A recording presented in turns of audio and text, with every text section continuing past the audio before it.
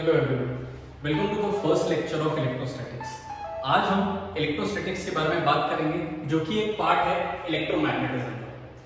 Electromagnetism वो branch है physics की जो कि इलेक्ट्रोस्टैटिक्स और इलेक्ट्रोडायनेमिक्स दोनों के साथ डील करती है, जिसमें इलेक्ट्रोस्टैटिक्स में हम स्टडी करते हैं उन चार्जेस के बारे में जो कि रेस्ट पे रहते हैं, वहीं इलेक्ट्रोडायनेमिक्स में हम स्टडी करेंगे उन चार्जेस के बारे में जो कि मोशन में रहते हैं। ये जो पार्ट है इलेक्ट्रोडायनेमिक्स, ये फर्दर डिवाइड होगा बहुत सारे चैप्टर्स में, जिसमें से कुछ चैप्टर्स आप क्लास 10th में पढ़ चुके हैं, जैसे कि करंट इलेक्ट्रिसिटी और magnetic effects of electric current. Class 12th में magnetic effects of electric current के आगे और जाके हम इलेक्ट्रोमैग्नेटिक इंडक्शन और ऑल्टरनेटिंग करंट के बारे में भी पढ़ेंगे। लेकिन आज हम अपना लेक्चर स्टार्ट कर रहे हैं इलेक्ट्रोस्टैटिक्स के बारे में। अब हम ये बात करते हैं कि असल में बेसिकली चार्ज होता क्या है। हम ये तो जानते हैं कि चार्ज दो टाइप का होता है, पॉजिटिव चार्ज होता है, नेगेटिव चार्ज होता है। आप इलेक्ट्रॉन्स और प्रोटॉन्स के बारे में भी जानते हैं, बट अगर कोई आपसे बोले कि आप चार्ज को डिफाइन करें तो आप कैसे डिफाइन करेंगे?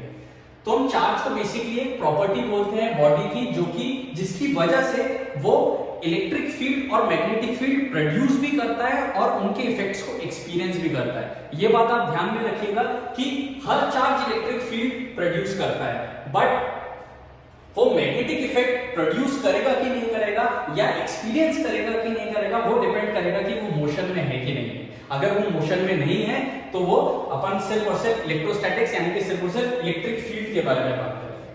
आगे हम टाइप्स ऑफ चार्ज के बारे में बात करते हैं। बहुत ही आसान सी बातें हैं। पॉजिटिव चार्ज का बिल्कुल भी ये मतलब नहीं होता है कि हम सिर्फ और सिर्फ प्रोटॉन के बारे में बात कर रहे हैं। हाँ, बिल्कुल वो एक पॉजिटिव चार्ज है, लेकिन हमारा ये मतलब है कि it is the deficiency of electrons compared to proton. देखिए, एक एटम हमारी नजर में हम उसको इलेक्ट्रिकली न्यूट्रल मानते हुए ये बात बोल रहे हैं कि अगर उसके पास इलेक्ट्रॉन की क्वांटिटी प्रोटॉन से कम हो जाती है तो वो एक पॉजिटिव चार्ज गेन कर लेता है। अगर उसके पास इलेक्ट्रॉन की क्वांटिटी प्रोटॉन से ज्यादा हो जाते हैं, एक्सेस ऑफ इलेक्ट्रॉन्स हो जाते हैं, तो फिर उसके ऊपर नेगेटिव चार्ज आ जाता है।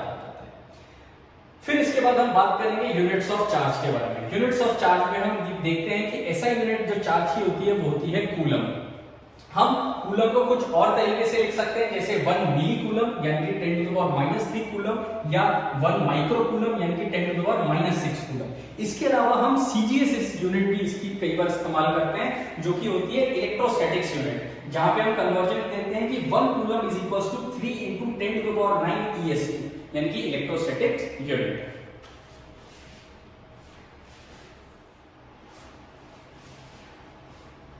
तो नेक्स्ट स्टूडेंट हम जिस बारे में बात करेंगे वो है प्रॉपर्टीज ऑफ चार्ज के बारे में।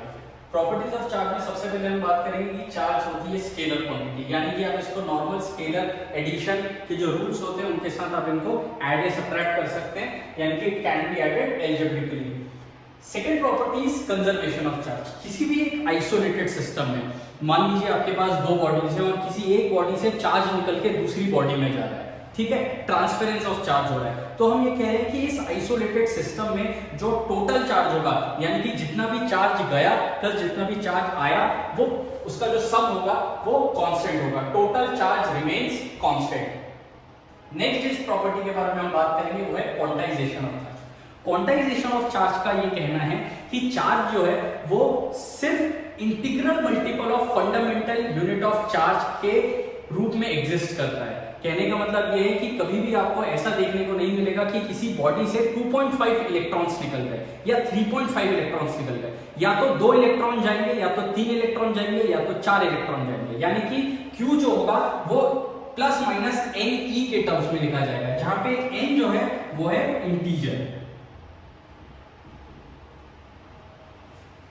लेकिन रिसेंटली हमने देखने को मिला है कि कुछ चार्ज ऐसे भी होते हैं जिन्हें हम क्वार्क्स कहते हैं, जिनका चार्ज जो रहता है वो ±1/3 होता है। क्वार्क्स जो होते हैं उनका चार्ज ±1/3e होता है। लेकिन हम इनकी बात इसलिए नहीं करेंगे क्योंकि ये बहुत ज्यादा स्टेबल नहीं होते, इनकी जो लाइफ स्पैन होती है वो बहुत ज्यादा नहीं होती, ये ट्रांसफरेबल नहीं होते हैं।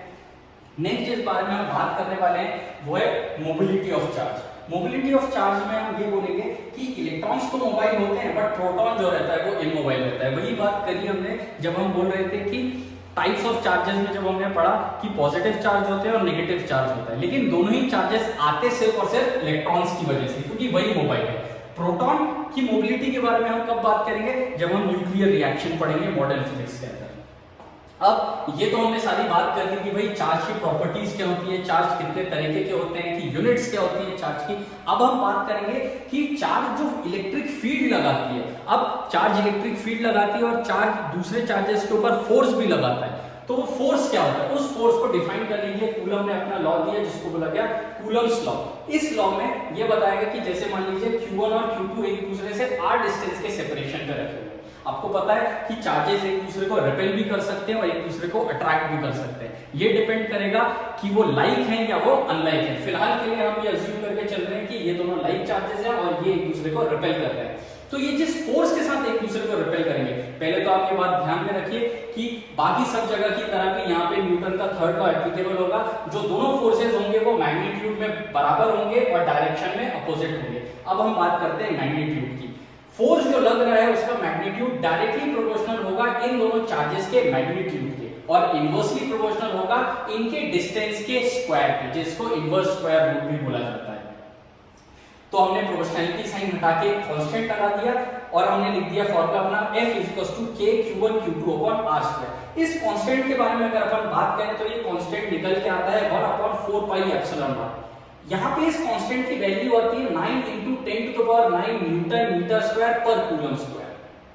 जहां पे ये बेसिकली है क्या, ये आपको बेसिकली मीडियम की इंफॉर्मेशन दे रहा है कि मीडियम कैसा है। देखिए, जब आप चार्जेस को अलग अलग मीडियम में रखते हैं तो वो अलग अलग फोर्सेज लगाते हैं। हम जब चार्जेस को अलग मीडियम में रख रहे हैं तो हम चार्ज को तो नहीं बदल रहे, Q1 और Q2 तो सेम है, भले ही आप उसे वाटर में रखें या एयर में रखें या किसी भी और मीडियम में रखें। तो बदलता क्या है, बदलता है उस मीडियम के कॉन्स्टिट्यूएंट पार्टिकल्स। उन पार्टिकल्स के बारे में हम बात करते हुए बोलेंगे कि एक फिनोमेना होता है, एक फिजिकल क्वांटिटी होती है जिसको हम बोलते हैं एप्सिलॉन नॉट, यानी कि permittivity of free space. Permittivity of free space का मतलब है कि मीडियम जो है ये इलेक्ट्रिक फील्ड के लिए एक ऑब्स्ट्रक्शन का काम कर रहा है, उसके लिए एक रुकावट का काम कर रहा है, ठीक है। और अगर आपको ये डिटेल में पढ़ना है तो आप इस तरीके से इसको समझ सकते हैं कि जैसे आपने अगर किसी भी चार्ज सिस्टम को, इस चार्ज सिस्टम को आपने अगर मान लीजिए वाटर के अंदर डाल दिया, तो वाटर के जो H2O के मॉलिक्यूल्स हैं वो पॉजिटिव चार्ज की तरफ अलग से अलाइन कर लेंगे अपने आप को और नेगेटिव चार्ज की तरफ अलग से अलाइन कर लेंगे, और जो नेट इलेक्ट्रिक फील्ड है उसको थोड़ा सा कम कर देंगे। ये एक फिनोमेना हम आगे जाके डिटेल में पढ़ेंगे कैपेसिटेंस में। देखिए, अब इसके हमने वैल्यू भी पता लगाई है और वो है 8.85 × 10⁻⁻12 कूलम स्क्वायर पर न्यूटन पर मीटर स्क्वायर। आगे हम कूलम्स लॉ को ही, अब देखिए हमें स्केलर फॉर्म का तो कोई भी मतलब नहीं है, हमें सिर्फ और सिर्फ मतलब है वेक्टर फॉर्म का। तो जरा वेक्टर फॉर्म को डिटेल में पढ़ना स्टार्ट करते हैं और वेक्टर फॉर्म ही आपको किसी भी एग्जाम में पूछा जाएगा। वेक्टर फॉर्म में हम ये देख रहे हैं कि हम ओरिजिन से Q1 और Q2 को R1 और R2 दूरी पे रख दे रहे हैं, ये बेसिकली इनके पोजीशन वेक्टर है। और अब यहाँ पे भी हमने यही माना है कि ये दोनों लाइक हैं और ये दोनों एक दूसरे को रिपेल कर रहे हैं। तो Q1 Q2 को जिस फोर्स के साथ रिपेल कर रहा है वो फोर्स लिखा जाता है F21, यानी कि force on Q2 due to Q1, और F12 को रीड किया जाएगा force on Q1 due to Q2, यानी कि F21 क्या है, ये वो फोर्स है जो कि Q1 लगा रहा है Q2 के ऊपर, और F12 क्या है, ये वो फोर्स है जो कि Q2 लगा रहा है Q1 के ऊपर। और ये क्या लिखा हुआ है मैंने लिखा हुआ है इनके बीच का पोजीशन वेक्टर या डिस्प्लेसमेंट वेक्टर, यानी कि R12 का डायरेक्शन क्या है, 1 से 2 के अलावा, R21 का डायरेक्शन क्या है, 2 से 1 के अलावा। अब जरा हम इसी को फॉर्मूले में लिखने की कोशिश करते हैं। अगर मैं बात करूं force on charge 1 due to charge 2 की, तो जरा देखें क्या लिखते हैं हम लिखेंगे K जो कि कांस्टेंट है, Q1 Q2 अपॉन R21 का स्क्वायर, मॉड का स्क्वायर, क्योंकि हमें डिस्टेंस का स्क्वायर करना है। देखिए ये दोनों मॉड तो सेम है, इनका डायरेक्शन में डिफरेंस है, लेकिन हम कौन सा वाला डायरेक्शन लेंगे, तो उसके लिए हम यहाँ देखें कि हम कौन सा वाला फोर्स लिखना चाहते हैं। हम लिखना चाहते हैं कि Q1 के ऊपर क्या फोर्स लगा है। अब देखिए Q1 के ऊपर फोर्स का डायरेक्शन ये है, तो इसके अलावा कौन सा डिस्प्लेसमेंट वेक्टर का डायरेक्शन है, R21 का, तो हमने यहाँ R21 लिखा। आप बिल्कुल भी कंफ्यूज मत होइए कि यहाँ पे उल्टा लिखा हुआ है, ये एकदम सही लिखा है। यहाँ पे भी हम क्या लिखेंगे, अब देखिए ये तो हो गया पूरा का पूरा मैग्नीट्यूड, वेक्टर का मैग्नीट्यूड और ये किस डायरेक्शन में, तो हमने लिख दिया r21 कैप। ठीक है, अब अगर मैं यहाँ पे कैप को हटा के, आपको पता है कि यूनिट वेक्टर जो होता है हम लिख सकते हैं यूनिट वेक्टर को vector divided by its magnitude. तो अगर मैं यहां पे भी लिख दूं r21 को हटा के, तो r21 vector divided by its magnitude, तो ये स्क्वायर का और यहां पे आ गया क्यूब। सिमिलरली हम f21 को भी लिख सकते हैं। आई होप आपको ये कॉन्सेप्ट क्लियर हो गया होगा। तो स्टूडेंट्स, आगे हम कूलम्स लॉ के ऊपर कुछ न्यूमेरिकल्स ट्राई करेंगे। पहला न्यूमेरिकल बहुत सिंपल है, जिसमें हमें बोला गया है कि हमें नेट फोर्स कैलकुलेट करना है क्यू चार्ज। अब देखिए, ये है एक प्रिंसिपल होता है जिसको बोला जाता है प्रिंसिपल ऑफ सुपरपोजिशन। ये प्रिंसिपल ऑफ सुपरपोजिशन आपने ग्रेविटेशन चैप्टर में भी पढ़ा है, जो कि 11th क्लास में था। इस प्रिंसिपल के तहत क्या कहा जाता है कि अगर आपको किसी भी एक पार्टिकल के ऊपर बाकी सारे पार्टिकल्स से फोर्स कैलकुलेट करना हो, तो आप उन सबका वेक्टर एडिशन कर दीजिए। ठीक है, तो सेम काम हम यहाँ पे भी करेंगे। तो सबसे पहले हम क्या करेंगे, हम एक एक करके चार्जेस को देखना स्टार्ट करेंगे। यहाँ पे मेरे पास 2q चार्ज रखा है b वर्टेक्स पे, a वर्टेक्स पे मेरे पास q चार्ज रखा है और c वर्टेक्स पे मेरे पास -q चार्ज रखा है। तो किसी भी इन तरीके के न्यूमेरिकल्स को सॉल्व करने के लिए मैं आपको सबसे अच्छी टेक्निक बताता हूँ। आप एक बार में सिर्फ दो चार्जेस को देखें। तो एक बार में आपने सिर्फ इन दो चार्जेस को देखा, क्या ये दोनों चार्जेस लाइक हैं? बिल्कुल लाइक हैं, दोनों पॉजिटिव हैं, तो ये एक दूसरे को रिपेल करेंगे। हमें बी पे फोर्स कैलकुलेट नहीं करना है, हमें सिर्फ और सिर्फ ए पे फोर्स कैलकुलेट करना है। क्वेश्चन ने हमें सिर्फ एक ही बात पूछी है, तो बी ए के ऊपर कैसा फोर्स लगाएगा? बी ए के ऊपर ऐसा रिपल्सिव फोर्स लगाएगा, और मैं इसको लिख दूंगा this is force on A due to B. आपको बात मेरे ख्याल से समझ में आ गई होगी। फिर अब कौन बचा? बी तो हो गया, अब बचा सी। सी भी ए के ऊपर फोर्स लगाएगा। भाई सी कैसा है? नेगेटिव है, और ए कैसा है? पॉजिटिव है। तो ये आपस में अट्रैक्टिव फोर्स लगाएंगे, तो ये फोर्स कुछ ऐसा रहेगा। तो मैं इसको लिख दूंगा this is force on A due to सी।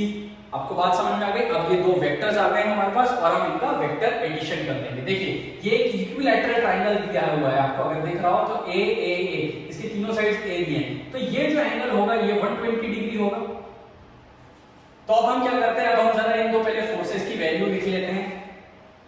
तो मैं force on vector on vertex A due to B, मैं इसका मैग्नीट्यूड सिर्फ निकालना चाहता हूं, इसलिए मैं साइन की बात नहीं करूंगा। अगर मैं force on A due to B निकालूं तो मैं लिखूंगा k q1 q2 upon r square, यानी कि मेरे पास ये कितना आ जाएगा? ये मेरे पास आ जाएगा 2k q square by a square. Now मैं लिखता हूं force on a due to c। जैसे कि मैंने आपको बोला, आप साइन की टेंशन मत लीजिएगा, मैंने यहाँ पे बॉन्ड लगा दिया है। k q1 q2 दोनों q हैं, और साइन तो a दी हुई है, तो a स्क्वायर, यानी कि ये आ गया k q square by a square. अब देखिए, अब आगे सॉल्व करने से पहले मैं इन दोनों में से छोटा ही है, मैं इसको f बोल देता हूं, और मैं इसको कह देता हूं 2f। ऐसा हमने अज्यूम कर दिया। ठीक है, अब नेट फोर्स निकालने के लिए हम क्या करेंगे? हम लगाएंगे रिजल्टेंट का फॉर्मूला। तो मैं लिखता हूं F resultant is equals to under root, अब दोनों देखिए वेक्टर्स कौन कौन से हैं। ये है 2f, तो 2f का स्क्वायर प्लस ये है f का स्क्वायर प्लस 2ab, यानी कि 2 इंटू 2f इंटू f, और आगे क्या आएगा? cos 120। फाइनली ये आ जाएगा 4f स्क्वायर। देखिए 2f ये हो जाएगा आपका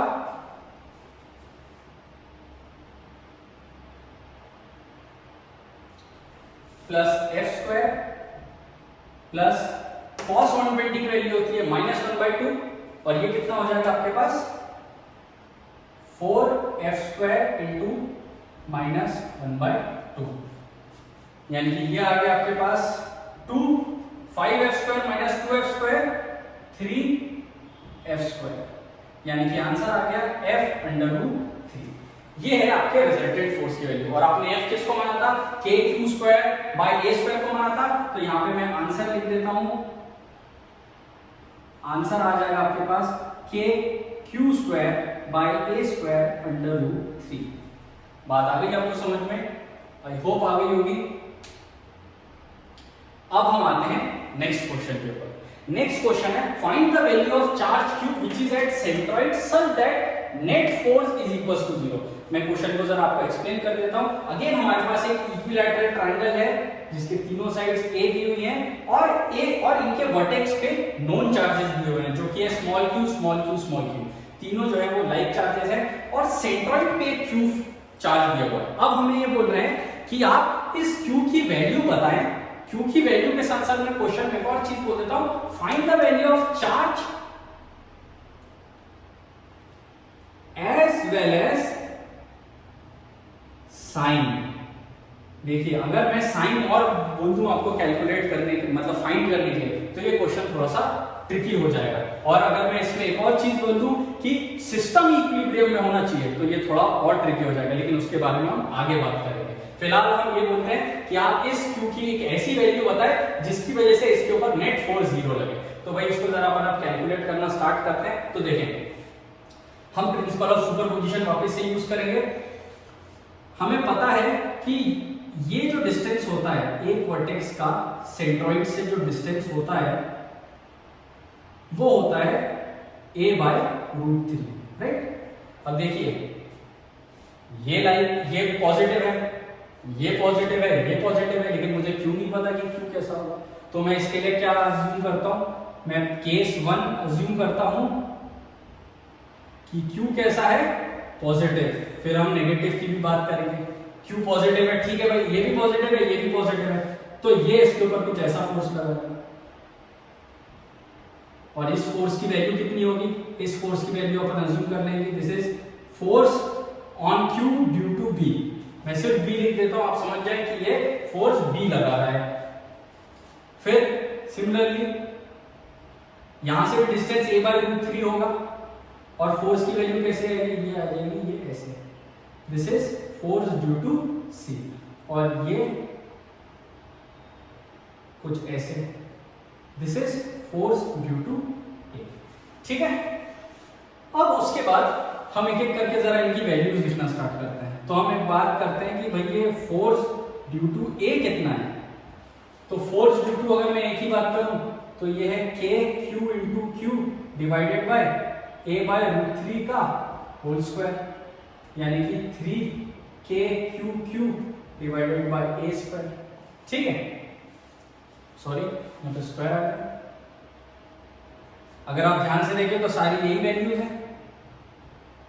सो is F B is equal to F C is equal to 3k q cube by A square. और जब भी ऐसे सिमिलर फोर्सेज आते हैं तो आप उसको एक काम किया करिए कि आप इसको f अज्यूम कर लीजिए और आखिरी में जो भी आंसर आ रहा है आपका, जैसे यहाँ पे f रूट 3 आया था और आखिरी में f की वैल्यू डाल दिया करिए। ठीक है, इससे आपका काम जल्दी हो जाएगा। अब जरा हम देखते हैं कि हम इसको वेक्टरली कैसे ऐड करेंगे। तो देखो भाई ये एंगल कितना है, ये एंगल है 120 डिग्री, सही बात है। तो अब आप चाहो तो आप इसको इस तरीके से सॉल्व कर सकते हो। मेरा ये मानना है कि आप इसको बहुत जल्दी सॉल्व कर लेंगे अगर आप इसको कंपोनेंट में तोड़ देंगे। आप देखिए ये पूरा एंगल है 120 डिग्री, तो ये एंगल है 60 डिग्री, ये भी एंगल है 60 डिग्री। तो एफ बी का इधर कंपोनेंट बन जाएगा एफ बी साइन 60 और एफ सी का, ये एफ सी है, इसका इधर कंपोनेंट बन जाएगा एफ सी साइन 60। ठीक है भाई, और ऊपर कितना कंपोनेंट बन जाएगा, ऊपर कंपोनेंट बन जाएगा इसका F B cos 60 plus F C cos 60। देखो इन दोनों का कंपोनेंट इधर इतना आ जाएगा। और आप जरा बात वापस से थोड़ा रिकॉल करो, ये तीनों फोर्सेस की वैल्यू सेम है एफ, तो एफ बी साइन 60 और एफ सी साइन 60 कैंसिल हो जाएंगे क्योंकि डायरेक्शन में अपोजिट है और ये दोनों ऐड हो जाएंगे। अच्छा, cos 60 की वैल्यू कितनी होती है 1/2, और मैं इसको भी मैं f अज्यूम कर लेता हूँ, fb को मैंने पहले ही आपको बोला हमने इन दोनों को f मान लिया, और fc को भी मैं f अज्यूम कर लेता हूँ, यानी कि f/2 प्लस f/2, यानी कि ऊपर मेरे पास आ गया f।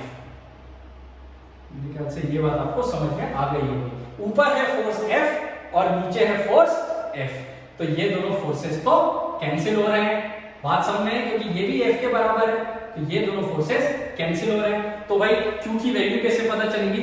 इसका मतलब ये है कि आप Q की कोई भी वैल्यू रखिए, Q यहाँ पे आने पे वो हमेशा उसके ऊपर नेट फोर्स 0 ही होगा। क्या ऐसे हर तरह के क्वेश्चंस में होगा? बिल्कुल भी नहीं। ये सिर्फ तब होगा जब हम इक्विलैटरल ट्रायंगल की बात कर रहे हैं, जब सारे वर्टेक्स पे चार्जेस सेम हैं, और चार्जेस सेम मैग्नीट्यूड नहीं बल्कि साइन भी उनका सेम। समझ में आ गई बात? अगर आप इसी की तरह, अगर भाई पॉजिटिव और नेगेटिव का तो कोई सवाल ही नहीं है, अगर मान लीजिए मैं Q को केस 2 के लिए नेगेटिव ले लेता हूं,